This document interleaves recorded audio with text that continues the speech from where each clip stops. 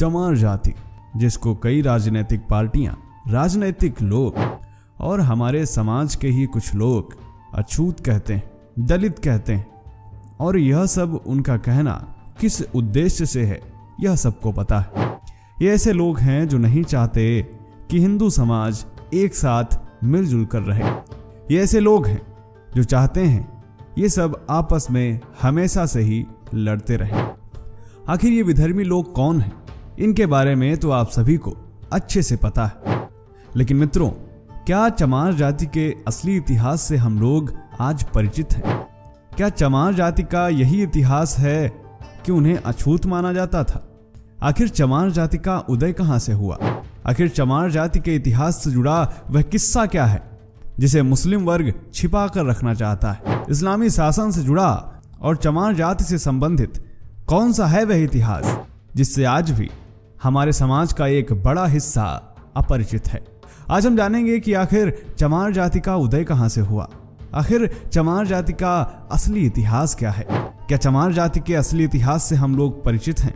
आखिर चमार जाति का समाज में वह योगदान क्या है जिसके कारण आज हमें बड़े गौरव से इन लोगों का सम्मान करना चाहिए, लेकिन असली इतिहास से हम परिचित ही नहीं हैं। शायद इसमें हमारी गलती नहीं है। हमारे देश का एजुकेशन सिस्टम ही ऐसा है कि हमें जो चीजें जाननी होती हैं वह चीजें पता ही नहीं चलती, और सोशल मीडिया पर भी ऐसे लोग कम ही हैं जो इन मुद्दों पर अपनी बात रख सकें, क्योंकि जातियां आपस में लड़ती रहें, हिंदू समाज बिखरा रहे, यही तो विधर्मियों का उद्देश्य है, और ये लोग नहीं चाहते कि असली इतिहास आपके सामने आए। तो दोस्तों, आज मैं आपको बताने वाला हूं कि आखिर चमार जाति का असली इतिहास क्या है। इसके प्रमाण भी आज मैं आप सभी के समक्ष रखूंगा।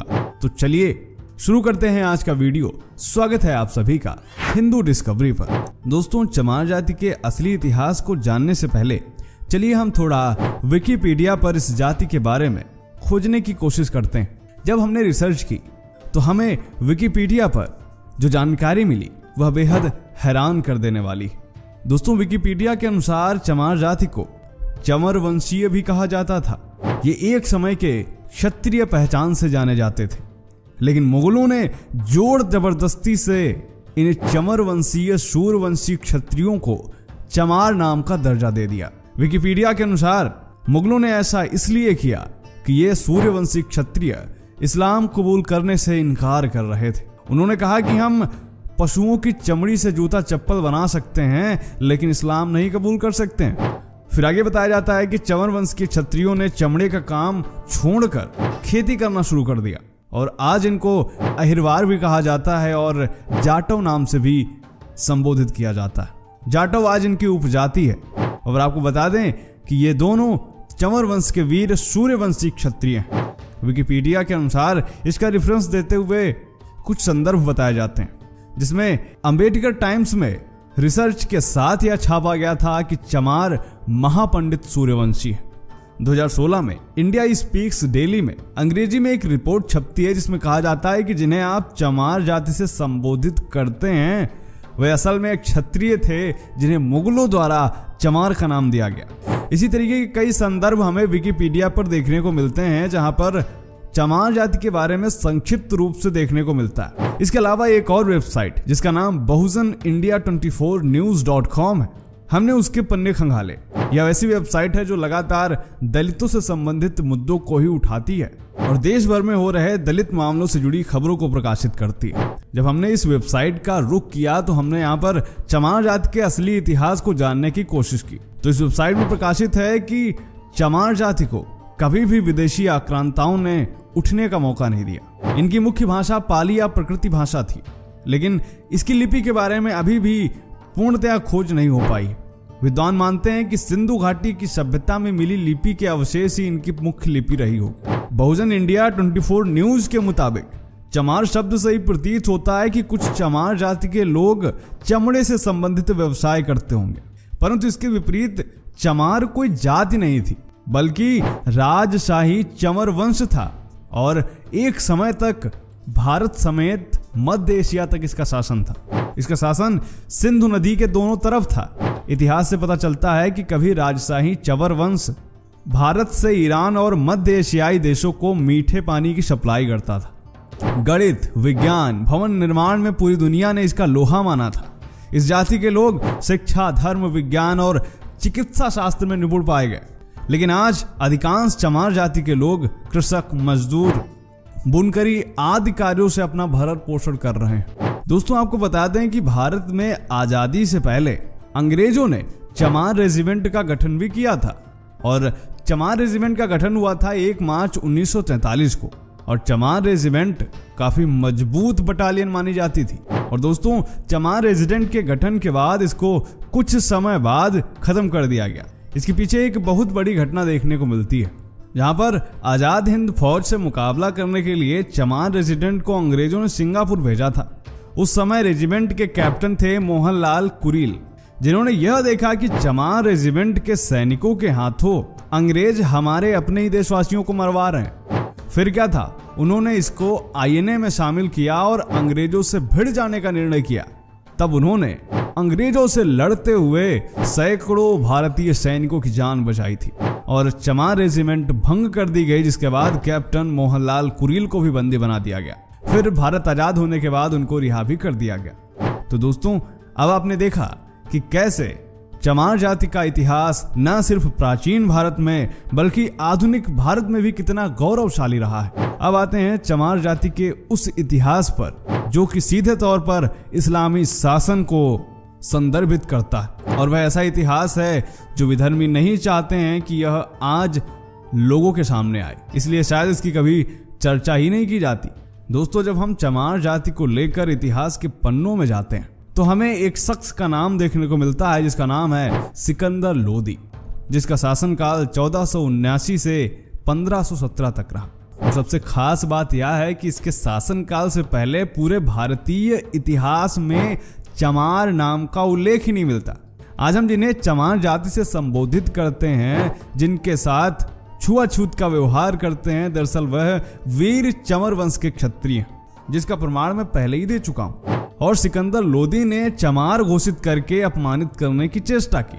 और यह बात मैं नहीं कह रहा, यह भारत के सबसे विश्वसनीय इतिहास लेखकों में से कर्नल टॉड कह रहे हैं। जी हाँ, कर्नल टॉड ने अपनी पुस्तक द हिस्ट्री ऑफ राजस्थान में चंवर वंश के बारे में विस्तार से लिखा है। इसके अलावा प्रख्यात लेखक डॉक्टर विजय सोनकर शास्त्री ने भी इस पर गहन शोध किया, जिसके बाद इन्होंने एक पुस्तक में इस शोध को प्रकाशित किया जिसका नाम था हिंदू चर्ममारी जाति, एक स्वर्णिम गौरवशाली राजवंशीय इतिहास। दोस्तों, अध्ययन के बाद पता चलता है कि इस चंवर वंश का उल्लेख महाभारत के अनुशासन पर्व में भी मिलता है।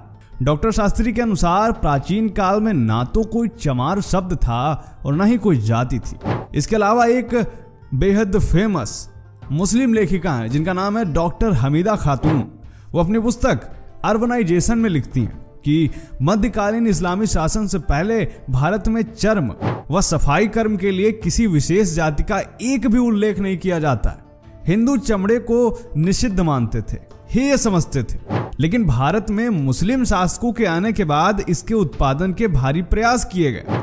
अब जरा आप सोचिए कि जब चमार जाति को हिंदू ही कहा जाता था और प्रत्येक हिंदू, फिर चाहे वह किसी भी जाति का क्यों ना हो, वह चमड़े से आज भी घृणा करता है। और हमारे तमाम दलित भाई ऐसे हैं जो पूजा पाठ भी करते हैं। अब जरा आप सोचिए कि जो लोग पूजा पाठ करते थे, जो हिंदू धर्म में आस्था रखते थे, आखिर वो चमड़े का काम कैसे कर सकते हैं? भारत में मुस्लिम शासकों के आने से पहले भारत में किसी भी प्रकार के चमड़े का काम नहीं किया जाता था, लेकिन जैसे ही मुस्लिम शासक आते हैं तब इसके उत्पादन के भारी प्रयास शुरू कर दिए जाते हैं और यह काम दे दिया जाता है चमारों को। लेकिन कैसे, चलिए ये भी जानते हैं। दोस्तों, तुर्क आक्रमणकारियों के काल में चंवर राजवंश का शासन भारत के पश्चिमी भाग में था और इसके प्रतापी राजा थे चंवर सेन। इस क्षत्रिय वंश के राज परिवार का वैवाहिक संबंध था बप्पा रावल वंश के साथ। राणा सांगा व उनकी पत्नी झाली रानी ने चंवर वंश से संबंध रखने वाले संत रविदास जी को अपना गुरु बनाया था और उनको मेवाड़ के राजगुरु की उपाधि दी थी और उनसे चित्तौड़ के किले में रहने की भी प्रार्थना की थी।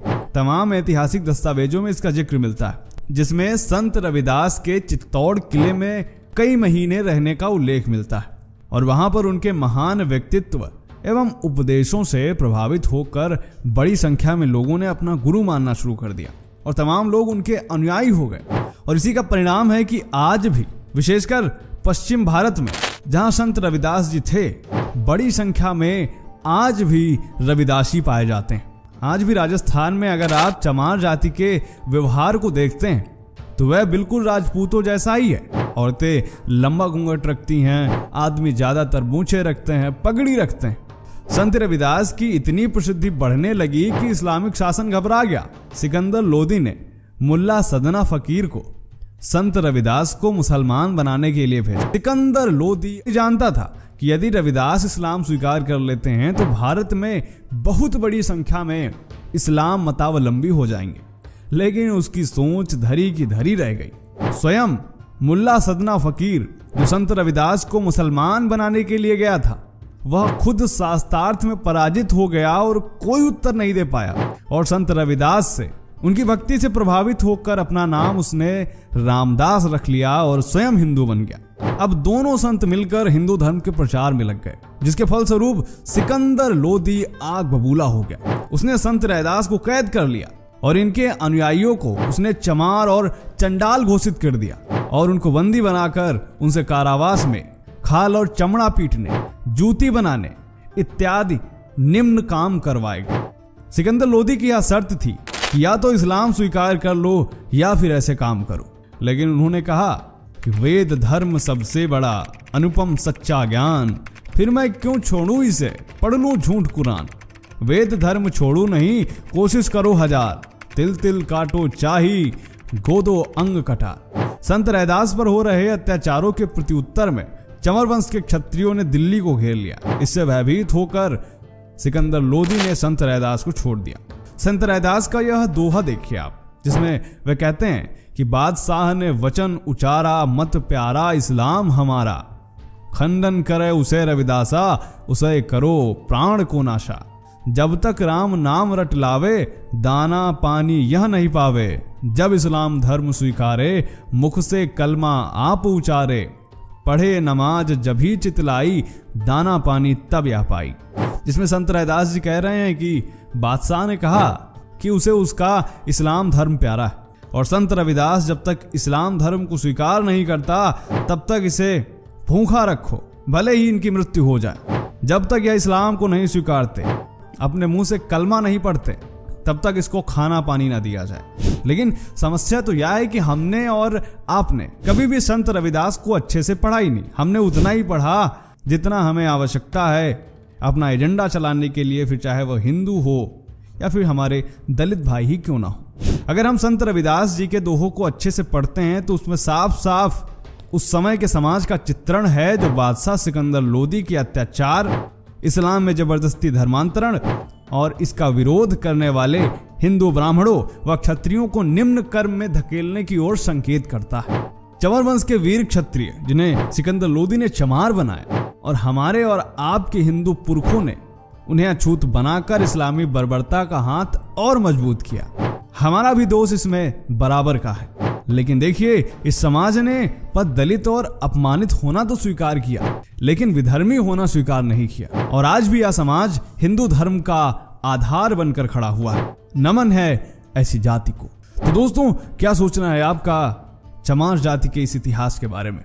कमेंट करके जरूर बताएं। मिलते हैं आपसे अगले वीडियो में, तब तक के लिए जय हिंद, जय भारत, वंदे मातरम।